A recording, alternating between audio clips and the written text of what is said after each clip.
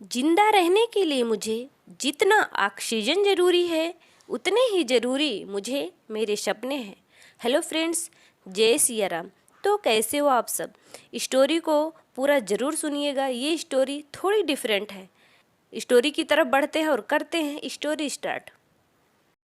एक बार एक छोटे से गांव में एक मूर्तिकार रहता था जो बहुत ही सुंदर और आकर्षक मूर्तियां बनाता था। लेकिन अब वो आदमी थोड़ा बूढ़ा हो गया था। उस आदमी ने सोचा, क्यों ना अब मैं अपने बेटे को मूर्तियां बनाना सिखा दूं, तो मेरा बेटा भी इस गांव में मशहूर हो जाएगा। आदमी ने अपने बेटे से इसके बारे में बात की, तब बेटा भी मान गया। अगले ही दिन बेटे ने मूर्तियाँ कैसे बनाते हैं ये सीखना स्टार्ट किया। कुछ वक्त बाद बेटा भी अच्छी मूर्तियाँ बनाने लगा, क्योंकि जब बेटा मूर्तियाँ बनाता तब उसके पिता उसके पास खड़े रहते थे और उसे समझाते रहते थे कि क्या गलती तुम कर रहे हो। कुछ वक्त के बाद बेटा अपने पिता से भी अच्छी मूर्तियाँ बनाने लग गया। गांव वाले लोगों ने भी बेटे की मूर्तियों को पिता की मूर्तियों से ज़्यादा अच्छा बोलना शुरू कर दिया। बेटा ये सब सुनकर अंदर ही अंदर काफ़ी खुश होता था। बेटे की इतनी तारीफ सुनकर पिता बेटे से ज़्यादा खुश हो जाते थे। लेकिन जब बेटे की बनाई हुई मूर्तियों में पिता ने बेटे को उसकी गलती बताई, तब बेटे ने अपने पिता से कहा, मैं आपसे कहीं ज़्यादा अच्छी मूर्तियाँ बनाता हूँ और मेरी मूर्तियों की कीमत तो आपकी बनाई हुई मूर्तियों से ज़्यादा है। अब आपको मुझे सलाह देने की कोई ज़रूरत नहीं है। बेटे की ये बात सुनकर पिता चुप हो गए और वहाँ से चले गए।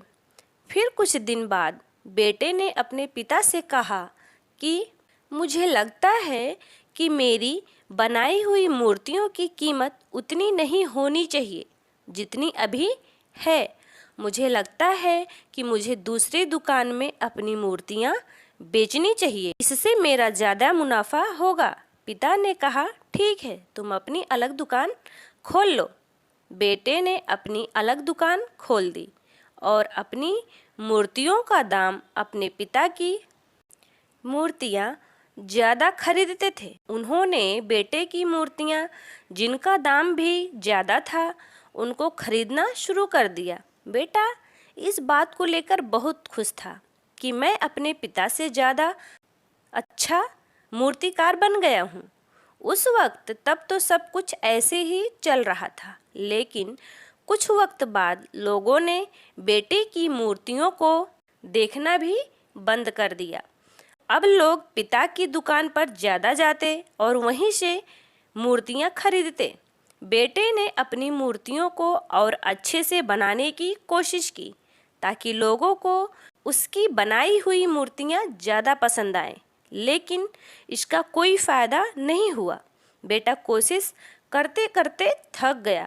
अपने पिता की दुकान पर इतने लोगों की भीड़ देखकर बेटे को काफ़ी गुस्सा आता था। बेटा अपने पिता के पास गया और बोला, आपने अपनी मूर्तियों में ऐसा क्या किया कि लोग आपकी ही दुकान से मूर्ति खरीद रहे हैं? मेरी मूर्तियों को तो कोई देखना भी नहीं चाहता। पिता ये सुनकर मुस्कुराए और कहा, ऐसा इसलिए हुआ क्योंकि तुमने ये सीखना ही छोड़ दिया कि अच्छी मूर्ति बनाते कैसे हैं। ये सुनकर बेटे ने कहा, लेकिन मैंने अपनी मूर्तियों को अच्छा बनाने की कोशिश की, लेकिन फिर भी कोई फ़ायदा नहीं हुआ। ये सुनकर पिता बोले, ऐसा इसलिए हुआ क्योंकि तुम्हें पता ही नहीं है कि तुम कहाँ गलती कर रहे हो। तुम्हें पता ही नहीं है कि मैं तुम्हें जैसा मूर्तिकार बनाना चाहता था वैसे तुम बने ही नहीं, बल्कि थोड़ी सी तारीफ लोगों से सुन लेने पर तुम्हारे अंदर इतना घमंड आ गया कि तुमने अच्छी मूर्तियाँ बनाना सीखा ही नहीं। तुम थोड़े में ही इतना ज़्यादा खुश हो गए। ये सुनकर बेटे को अपनी गलती का एहसास हुआ। बेटा अपने पिता के पास वापस लौट आया और अच्छी मूर्ति कैसे बनाते हैं ये सीखना उसने फिर से स्टार्ट कर दिया। मोरल ऑफ द स्टोरी, हम जो भी काम करते हैं हमें उस काम को हमेशा सीखते रहना चाहिए। फिर भले ही गलतियों से सीखो या फिर अनुभव से सीखो, लेकिन कभी भी अपने आप पर या अपने काम पर कभी भी घमंड मत करना। जय सिया राम।